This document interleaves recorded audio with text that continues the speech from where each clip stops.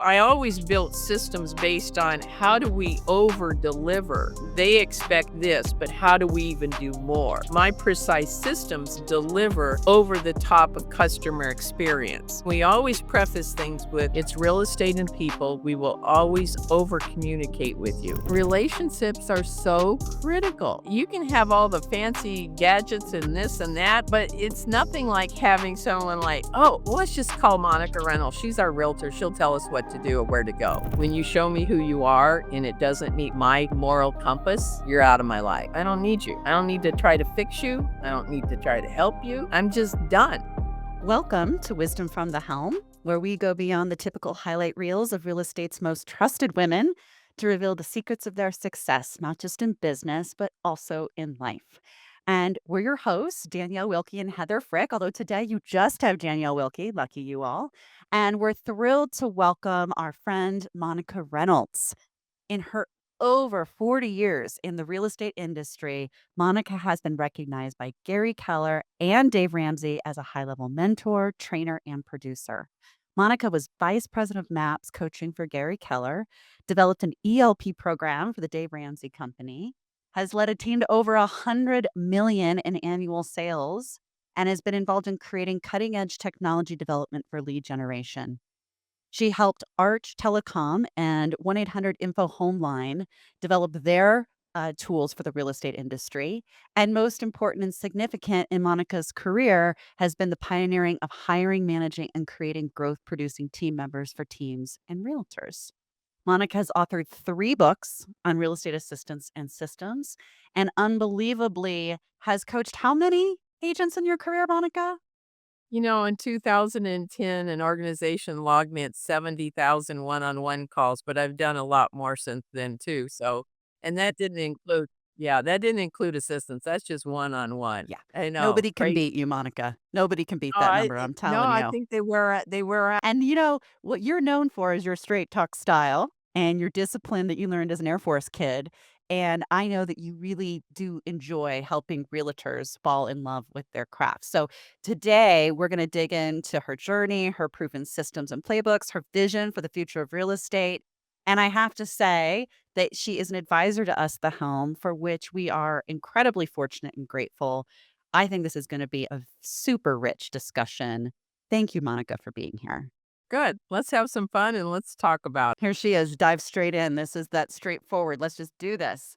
So first of all, Monica, I you came from teaching before you entered real estate. Well, And I I did and I did it. Yeah, you I did did and and you I did didn't. it. Well, because in my era, it just was the era. You're raised, I'm 76. I'm gonna be 77. And so you're raised in the era of you need to go to college and get a fallback, which is nursing. I didn't like blood, so I thought, okay, well then I'll be a teacher. So that was my fallback. And I guess my real true passion, I think I would have loved to have been an attorney. My grandfather was an attorney. He tried to encourage me to be a comedian, which is another hilarious story.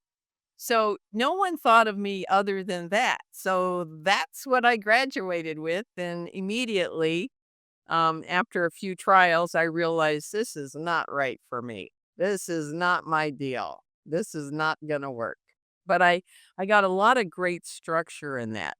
So, building your plan for the next day, a lesson plan, your schedule, controlling the crowd, controlling expectations, monitoring goals. Here's what we're going to do today, and here's what you're going to do today, right? Yes. And then setting standards when someone didn't perform or show up or do their homework.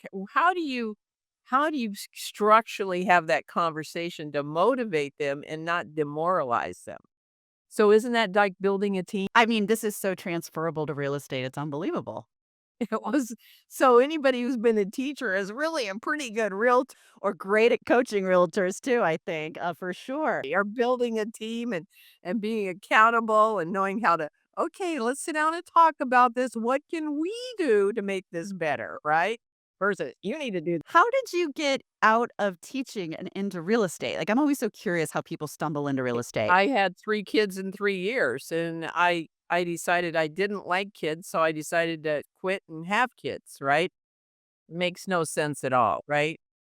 So, being an overachiever, I had 3 kids in 3 years, and I have what they call Irish twins, which is pretty silly. I have one of my son and daughter 11 months apart. But I thought, "Okay, I'm gonna have kids, I'm just gonna get this over with," you know? Wow. And so that's you were like, I need something that allows me to be able to do this thing with my family, but also nurture that side of me that is the go-getter, the Yeah, like I knew I was gonna have a family, and I said, "Okay, I'm not gonna put this off, I'll just go to that job now." moving on. One of the things that you are really well known for and were, really, I think, seen as a pioneer in early on is hiring showing assistants in the 90s. Even before books like How to Find and Hire and Train the Perfect Real Estate Assistant. Like you really went after that assistant world and saw that as an ability, like a place to scale and grow and help people with their businesses. What inspired you to build that engine and how did the industry react at the time when you started doing that?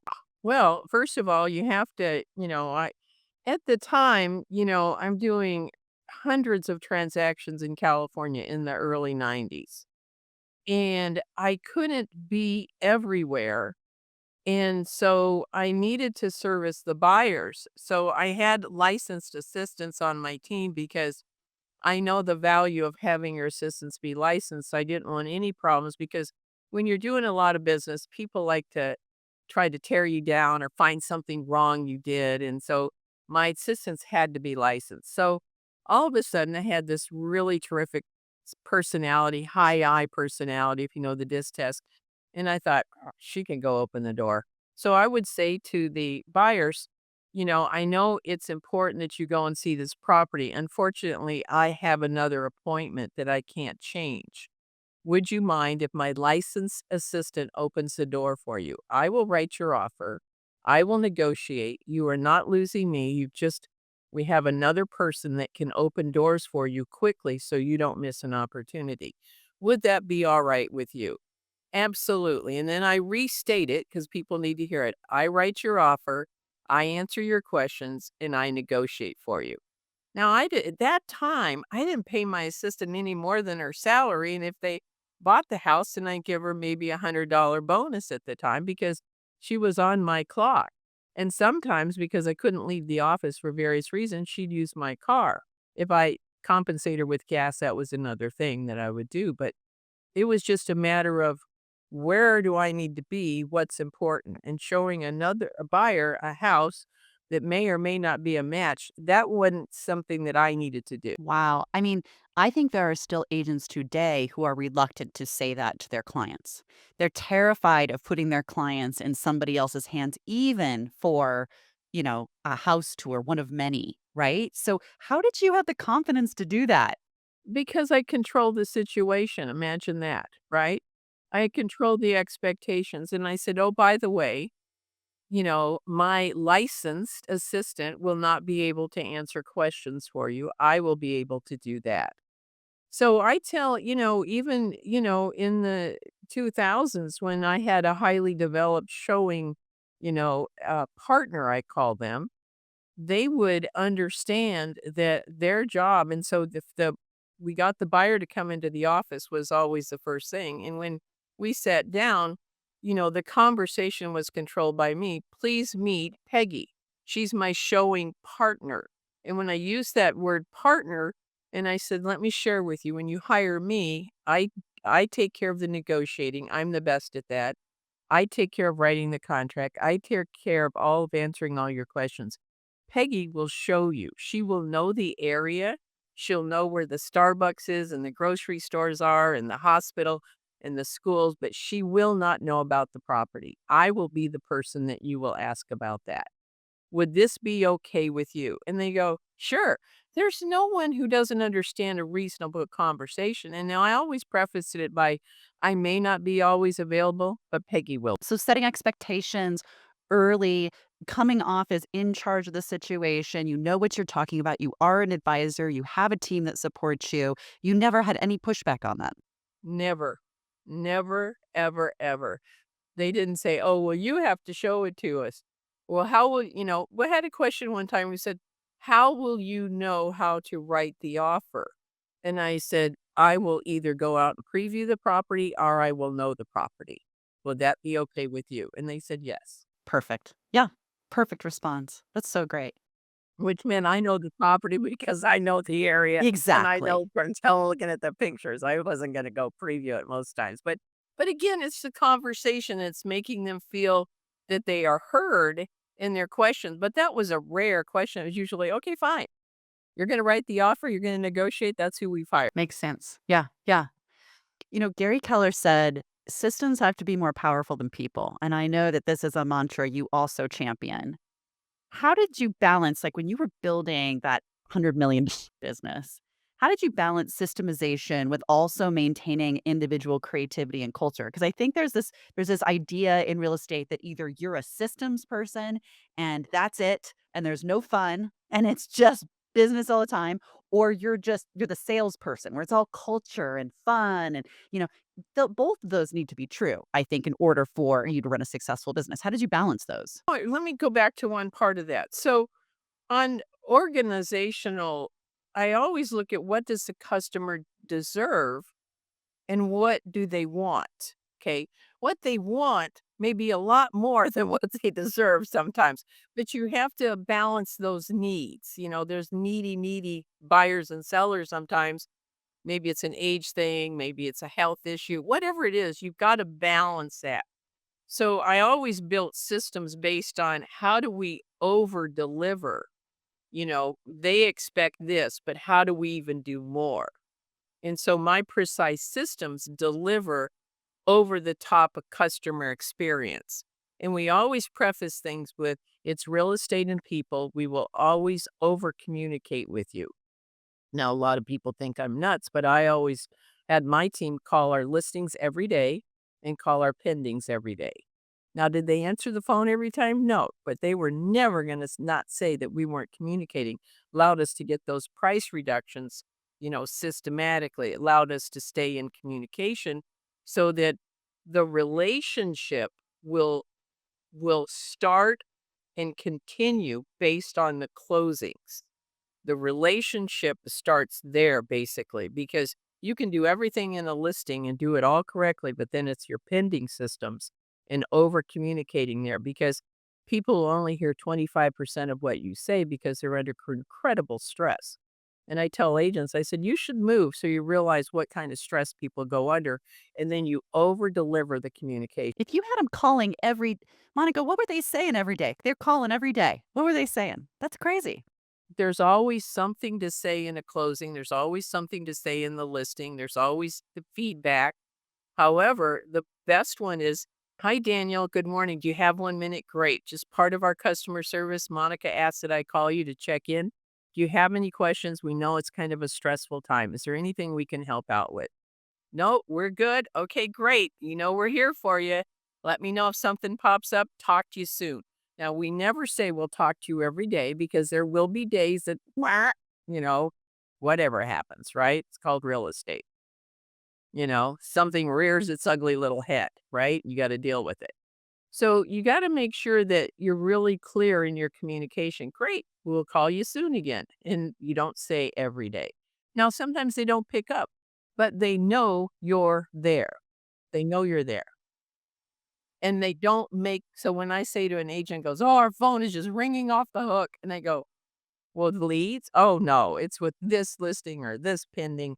And I go, "Well, then there's something very, very wrong with your communication because the phone should not ring. You should over communicate so that they settle down. If you've got the phone calls coming in, you're not giving enough information or your team is not giving enough information. What's the problem?" That makes perfect sense. So you've been coaching for years and years and years. You've run your own teams. We talked about 70,000 plus one-on-one calls. I mean, you've seen it all. So what are the one or two things that you saw as the key to unlocking success for those that you worked with? Were there any like consistent themes that were like when this stuff happened? I call it the shiny eyes. okay? And they lean into their goal. But it starts the number one thing is that the schedule and your activities have to support the goal. And if the activities are not in the schedule, and I think my favorite story is a young man, an Israeli, just came over from Israel in New York, and he made 600,000 his first year. And I got him as a client, and they go, "Oh my gosh, this guy's ego's so out of control." And he goes, "Okay, I'm gonna do 2,000,000 next year." And I went, "Oh, here we go." And I go, "What's gonna change in your schedule?" And he goes, I'm busy every day." "No, nothing's gonna change in my schedule." And I go, "Okay, then you don't have the infrastructure." And he goes, "What's infrastructure?" And I said, "Infrastructure? Well, it's people, it's systems, it's you gotta have at least 1 assistant, if not more. You gotta have at least 2 buyer agents, if not more." And he goes, "Oh." Next week, literally, he came to the call. He goes, "I have on the call the infrastructure." And I go, "Okay, tell me more." And he goes, "Meet so and so, meet so and so, meet so and so." He'd hired these people in 1 week, and we have nothing else with it. And I go, "Okay, I'm gonna work with this, you know?" Okay. So again, he was, determined, and obviously he did that, and he made millions and millions and millions after that, okay? So, you have that determination, and it all starts with the schedule and preparing the night before, and, the key thing, and most agents really don't understand is that we are salespeople. We're not order takers. An order taker is someone who sits in a model home, waits for the marketing to draw the people by or the signs that are people driving by. "Oh, look, the new area. I'll go in and check it out." We're not order takers. We are salespeople. We look for business. And once you lose sight of that, and you're not thinking about whether using AI or social media or all these other new things and all these other lead generation things, you still have to think through these processes. What am I doing to find business? And then how do I systematically move that business through? Yeah, how do you build a duplicatable and scalable business that multiplies itself because of the systems are so strong and so duplicatable? Yeah. When you were working with agents, when did you recommend that they start building real systems or hiring the people to run those systems? What was that like inflection point that you often saw?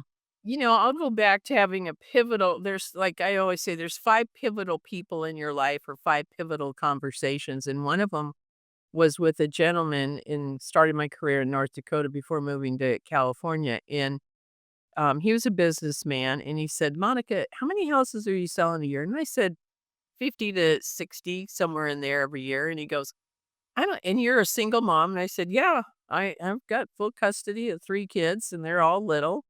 And he goes, "I don't know how you do it." And I go, "Well, I sacrifice a lot, and unfortunately, they are too a little bit."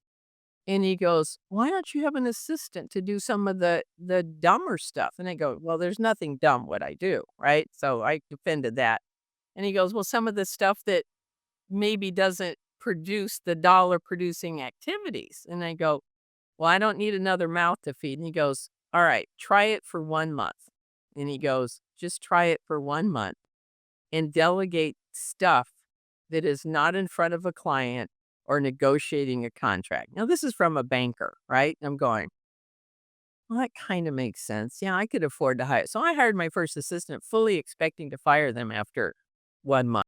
I went to over 120 transactions that first year with her, and then the rest was history, and then 200 plus after that. Did the hiring the assistant then, because you also hear this debate of you need to have systems before you hire the assistant, but in your case, you hired the assistant and then collaboratively you built those systems, it sounds like to me. Yeah, and I'm a perfectionist. I can't do the job to that level because of what I was doing, but I knew what I wanted. So we would work together building those systems, and she was an ex-school teacher. She was my best friend's, sister, and so I knew her well, and she could work 9 to 3 at that particular time, and I thought, "Okay, I'll give her a chance, whatever." because she was, trying to stay home with her kids and be home and that sort of thing. So it worked out great because she put those systems together, but you have to hire that right person that can look at what you want and you've got to communicate at a high level. You can't assume people understand what you mean. You've got to build that. Were you nervous about making that hire so early? I mean, were you like, "Wait a minute, this is gonna cost me money. I don't know if this is the right choice." How did you get past that? It's another mouth to feed, and I just thought I didn't have the expertise to do that, but I teach this too now. When you move from being a realtor to hiring your first person, you are a business person. And then my schedule became more accountable to my family and more accountable to my assistant at the time, Jane, and more accountable to my clients. So I had these 3 buckets, if you will look at family, Jane, clients. Okay. And so clients was also going on appointments, negotiating contracts. What out of the client section could Jane take? And what out of my family section could Jane take? Could you pick up my kid at 3 o'clock today? I mean, I as a single mom, I'm struggling. I'm doing what everything I possibly can. And I just needed another and then I said to her, I said, "There may be times I have you do something for me, since you're going to the school, or I need you to do this, or can you run by here and pick this up for me?" And so I always had those conversations that if I ask you to do something, it's because I can't do it. Yeah. Yeah, exactly. I hear this a lot, especially from women, where their assistants really are well-rounded this way. Well, they'll be supporting not just in the business, but also in their personal life because these things are so intertwined. And it's important to be able to have that kind of flexibility. Absolutely. And there's, I was a big proponent of, "Oh, I don't need help. I'm superwoman," right? Well, that didn't work very well. And you have to know that you gotta put your hand out and say, "Hey, can you give me a helping hand here? I'm struggling or I need some help." And that's always a very, very difficult for someone like me, you, everyone else that has these superpowers, so to speak. And then, we have our breakdowns, right? I was gonna say, how did you get past that? Because you just hit on something that it just like it made my stomach flip because I really related to this. This idea that ambitious, driven women in particular, I would say, are like, I can do this. I can handle it. I don't need anyone's help. In fact, asking for help feels weak, right? Like I don't need that. How did you get past that and finally ask for help? Like how what advice would you give to someone who's struggling with this? You know, I had to prioritize and focus on the things that were the most important. Of course, I put my kids first. However, if you talk to them, and you said, "Well, what was your mom like?" And they go, "Well, we had the 3 Ds for dinner." Someone will go, "What's that?" We drive to it's delivered or we don't do it. Choose one, And so, it it's difficult to really pinpoint what's that one thing that's the most important thing today. So, God, family, business, right?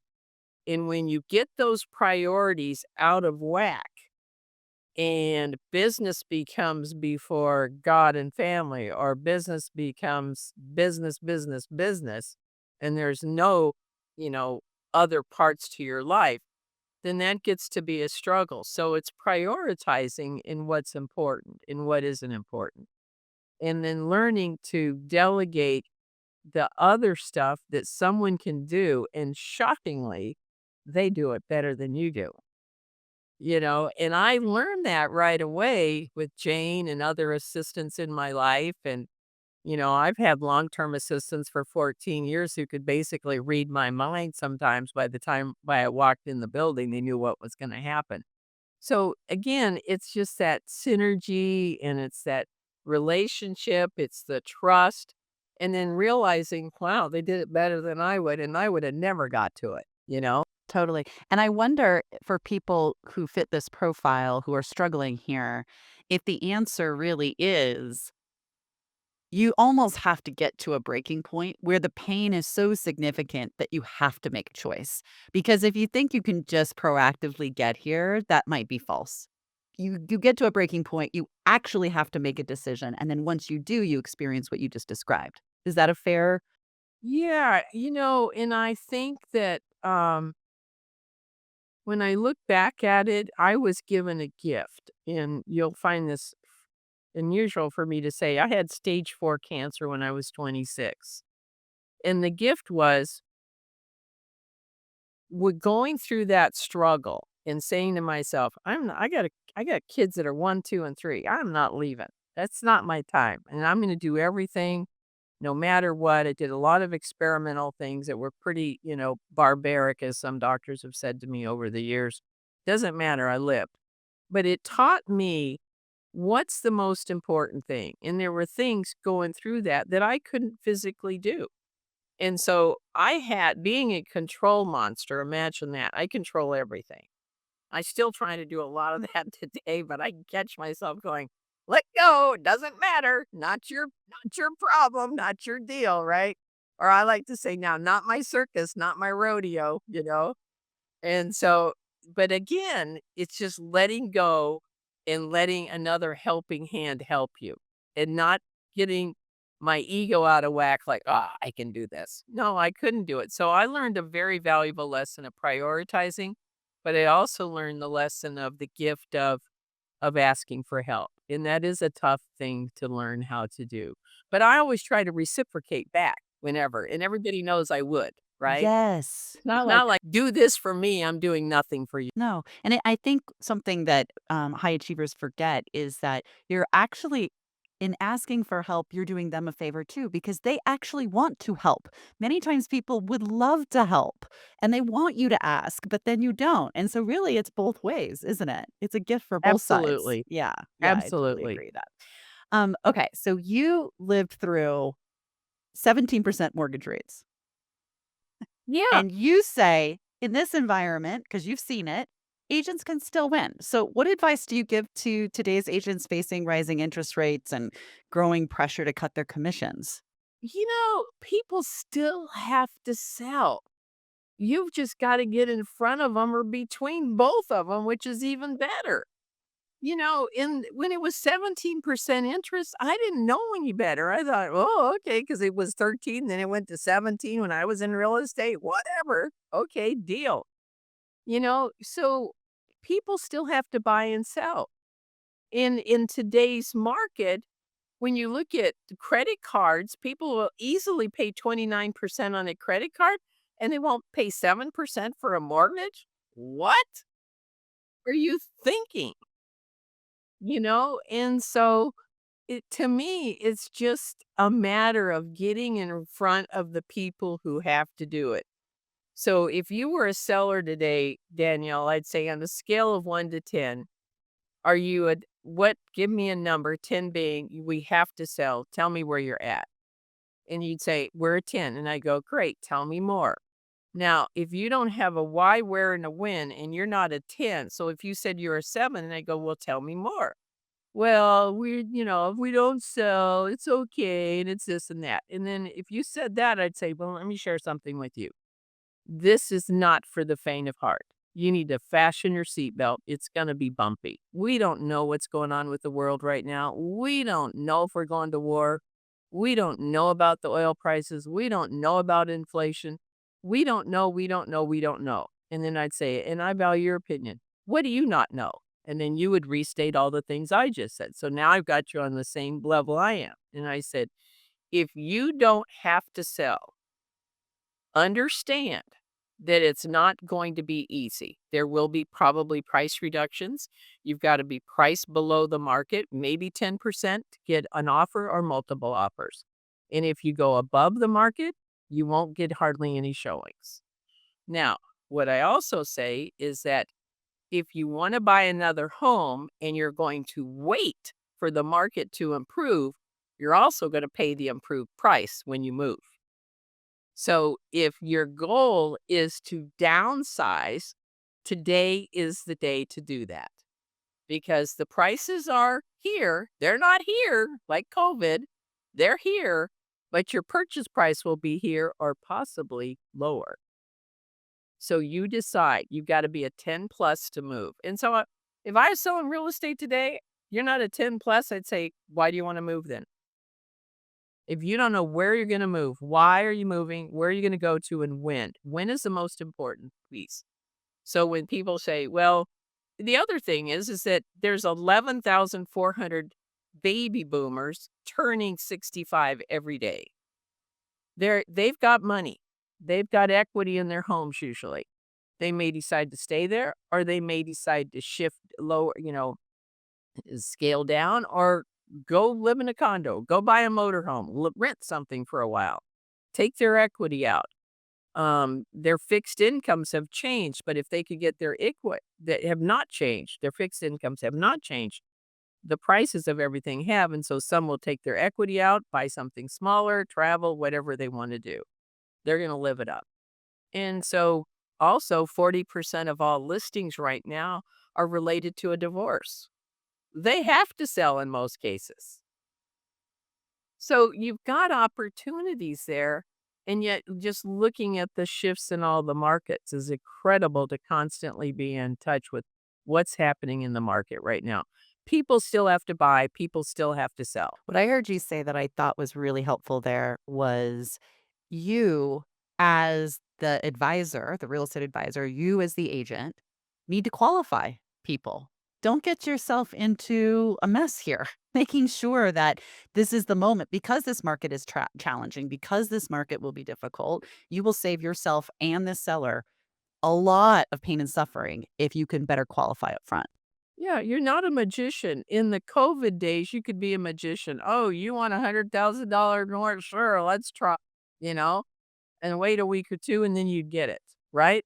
However, we're not magicians. And then the other thing is that I think is so important is that to be totally transparent and totally honest. And so I always ask for permission.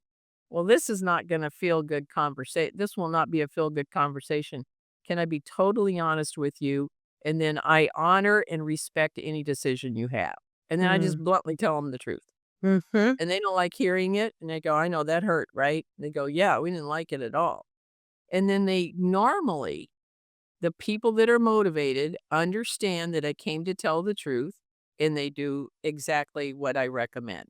Yep. And if they don't, they're not highly motivated yet. Yeah. I'm also hearing what you're saying in this is that it's your job to show up authentically and align and with truth. Because if you try to do anything else to win a deal, to, win somebody over, it's going to be painful. Yeah, and it's just a high level of respect. And I think when people meet me, they know that I'm not there to be their friend. I'm their advisor in real estate. And when I show up as a coach, I'm not your friend. I show up to give you coaching opportunity advice, then you either take it or you don't, you know? And then we go from there. That's right. I want to move to some macro level topics now, both about coaching and about the industry. So first, the industry. You have seen the industry change a lot over the last few decades, but it seems like now things are changing more quickly than ever. I mean, I think what just came out today was Compass is suing Zillow. I mean, it's just like every day there's like a new, right? Where do you see things going at an industry level? And what do you think are the best what are the best agents doing right now to secure their success in that future? For me to say some of these things is just I was a grinder. I pick up the phone, I lead generate, I lead follow up, I go on appointments. I lead generate, I lead follow up, I go on appointments. I grind, grind, grind every day. And now I have a high respect for relationships. I think AI is pretty scary what it may replace for us in the future. And I think it's about the relationships.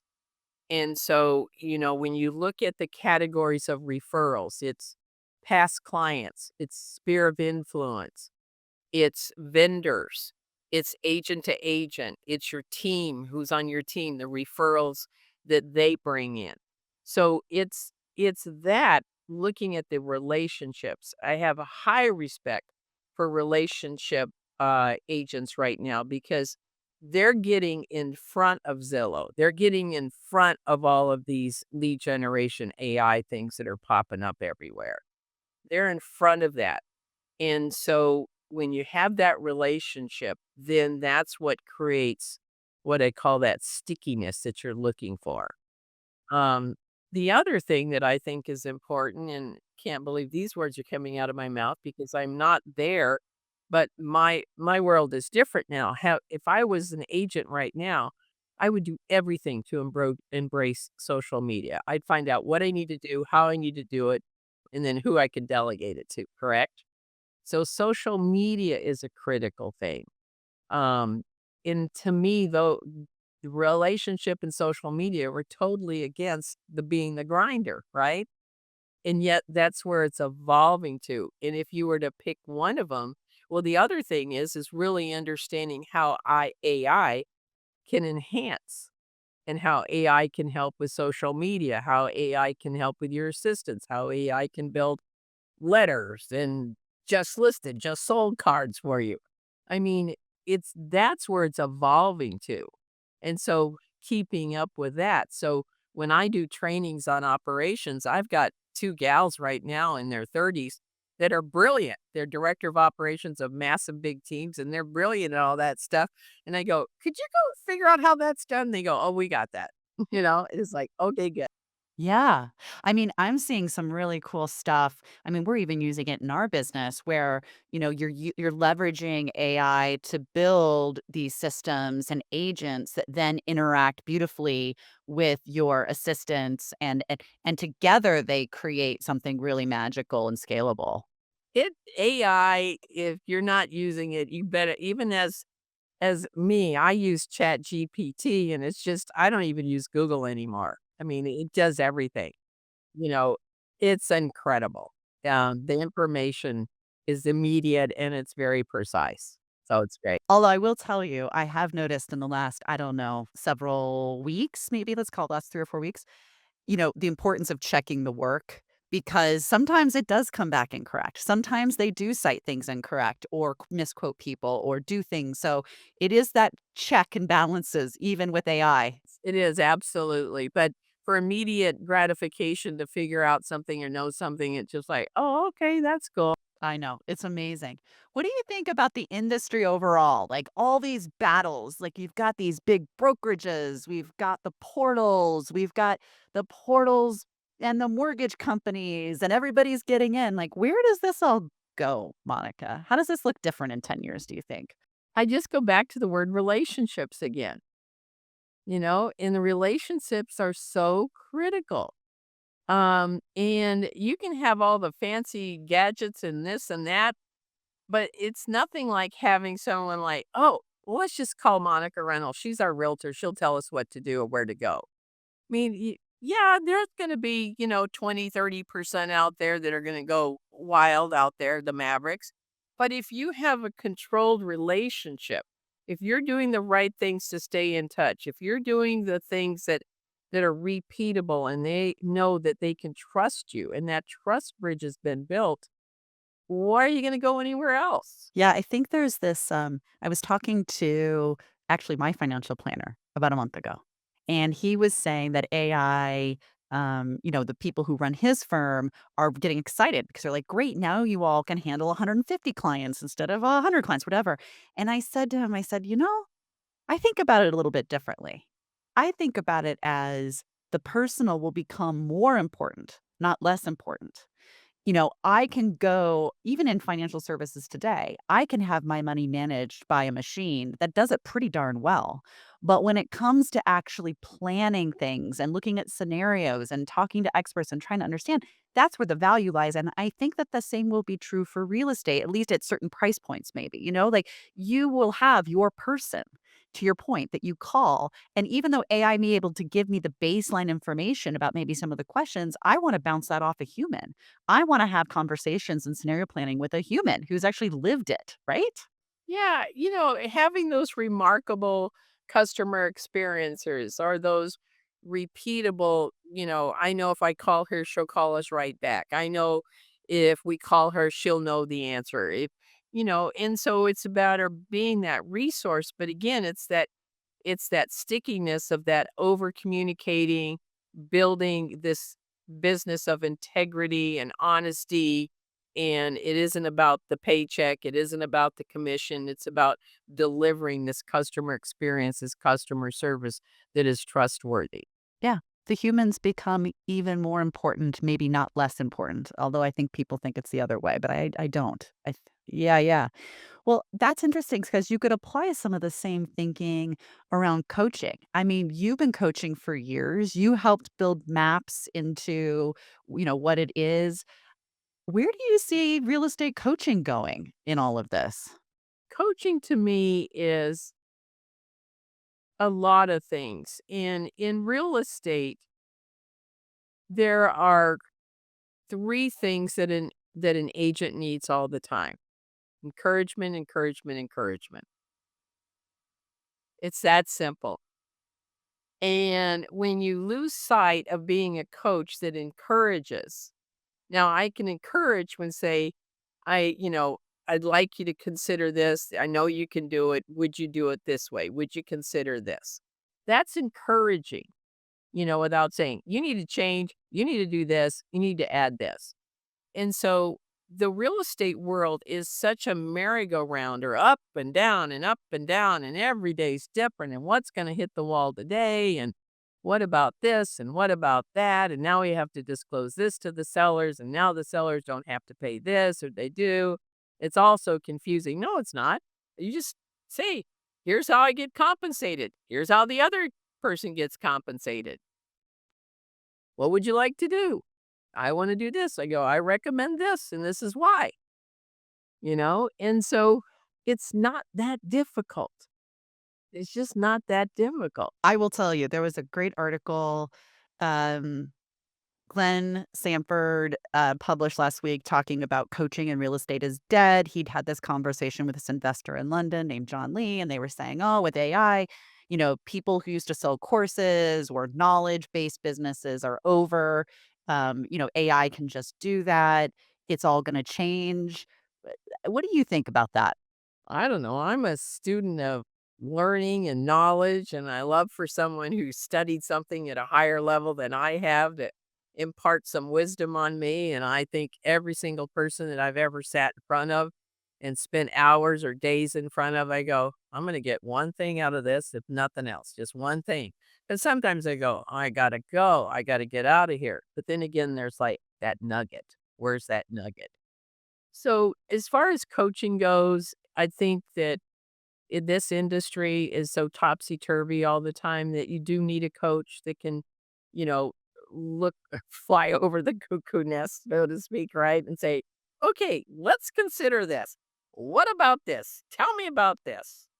And what do you want to do to get back on track? Here are my suggestions. So, you know, everyone who's done anything, when you look at Serena Williams, or you look at all these golf pros, they have 4 and 5 coaches. One time I was privy to, see, Tiger Woods came to a place where I was living and he was on our course, and he had like 5 coaches there, and he was out there at 4 o'clock in the morning for a 9 o'clock tee off. Now, we knew because we lived on the course that he was gonna be out there, but, I mean, he had coaches for every type of club and stroke he had at the time when he was at the top of his game. So, the coach is that support person in real estate that I think that they need 'em more than ever. The other thing as far as training goes, if you aren't getting educated every day, if you aren't putting something good in your head every day, if you aren't a student of learning every day, you're going to get left behind. You will be left behind because the information highway is changing, tripling, quadrupling every single minute of the day right now. And for us to keep up, it's also good to have a coach who is also keeping up to say, hey, I heard this podcast. Hey, I heard this training. Go listen to it. That's right. And I think, like we were saying earlier, that, you know, a couple things are true. In real estate, it can be very lonely. I mean, this is why brokerages exist in many ways, right? Because they want to come together, and business owners, and they want that support. So I think that will remain. But I think there's only so much AI can deliver to a point. And then there is just this. It's hard to put words to it, but there is this being present with somebody, looking somebody in the eye, feeling them and understanding them is very different than asking AI a question. Well, the thing is you're accountable. AI won't make you accountable. Okay. And the other thing is that the coach should have some empathy. I know AI apparently sometimes can have empathy too, but a true empathy with a real live connection.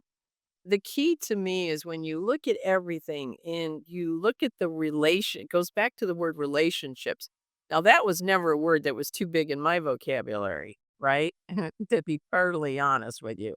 And yet it is the word that I gravitate toward because that can disengage AI, that can disengage all these, lead generation, social media things. If you've got that relationship and you keep it glued down with client events and figuring out who are your most important clients and what have they contributed and really understanding the value. So every single one of my clients in my database had a dollar sign, and every time I did a transaction with them, that dollar went in there.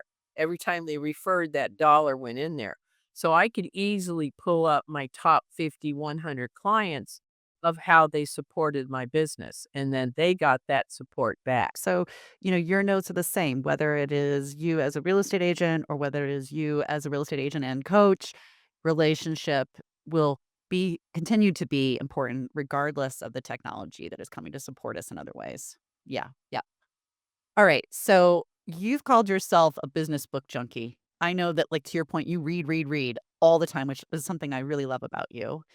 What, lessons from recent reads are influencing your work today? Anything recently that you've been like, "Ooh, You know, this book got introduced to me and it's called Talk Triggers. Are you familiar with that book? no. Ooh, tell us more." Whoa, you're going to like this.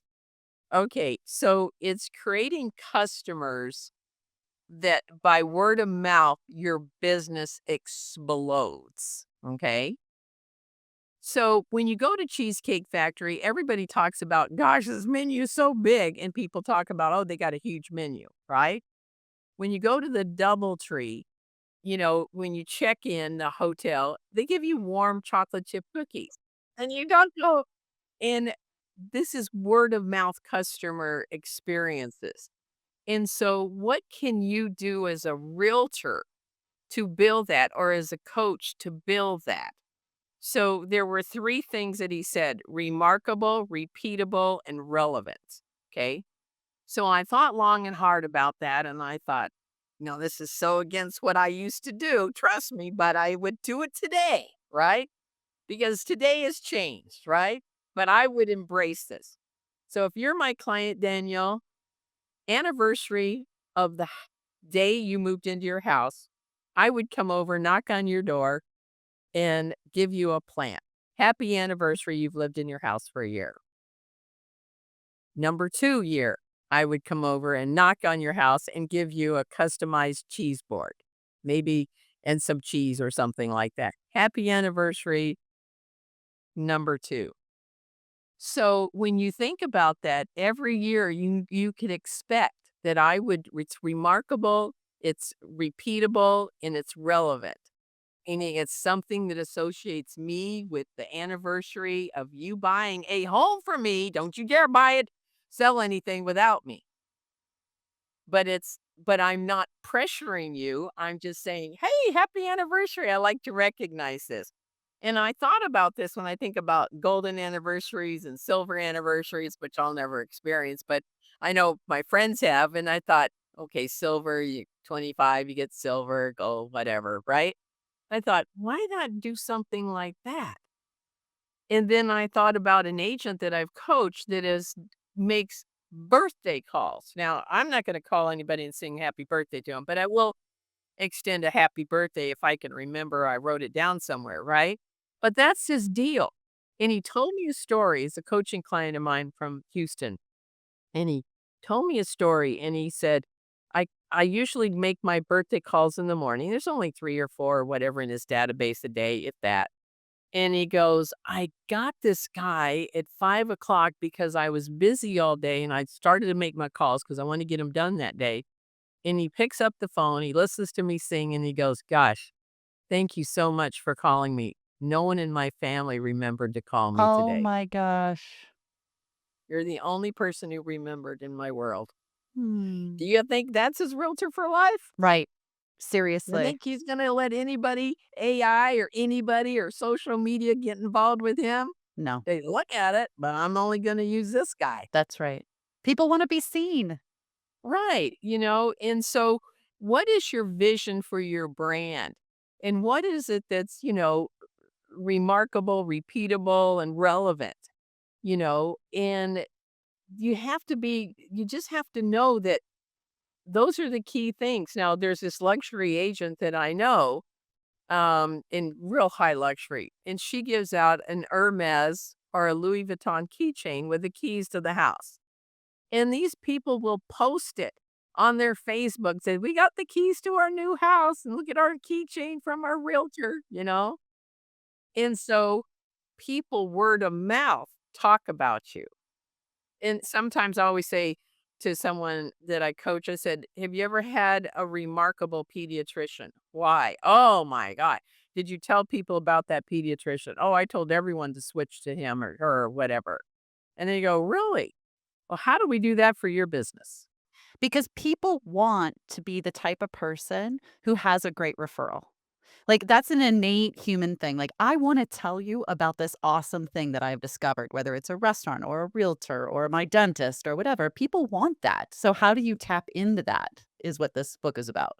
Exactly right. Cool. Yeah. Oh, I love it. Okay. Last question for you. What advice would you give to your 25-year-old self, Monica? Gosh, that's such an interesting question. I mean, you got a lot of wisdom in here. I mean, there's a lot to choose from. What Well, would you say? first thing I'd say is fasten your seatbelt. It's not going to be fun every day. There's going to be some big holes that you're going to get into and you're going to have to crawl your way up, but you're going to do it. And then you're going to have everything that you dreamed you could possibly have um, in many arenas in your life. And you just have to hang on because there will be people along the way who will give you a major detour. And I always go back to Maya Angelou's saying, "People show you who they are, believe them." And I did not take that advice. And too many times I got myself caught up in a wrong partnership or a wrong partner, and it caused me a lot of financial and, emotional headaches and problems, etc. And I thought to myself, okay, I'm going to make a change. And I did make a change a long, long time ago where when you show me who you are and it doesn't meet my standards or my moral compass, you're out of my life. I don't need you. I don't need to try to fix you. I don't need to try to help you. I'm just done because you know who I am and you know I don't accept those things. So why would you do those things?